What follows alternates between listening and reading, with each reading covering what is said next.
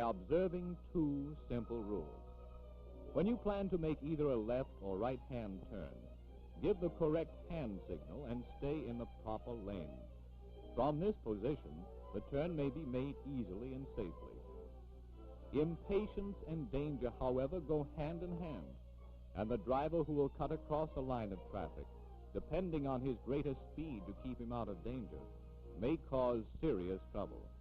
Remember, use hand signals and keep in the proper lane.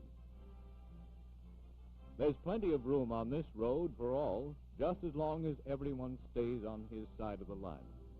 But the driver whose chief fault is carelessness can cause a serious accident. Not thinking of the consequences, such a driver allows his car to swing wide, forcing the oncoming car off the road. Always stay on your own side of the center line. But the most inexcusable of all accidents are those caused by drivers who are under the influence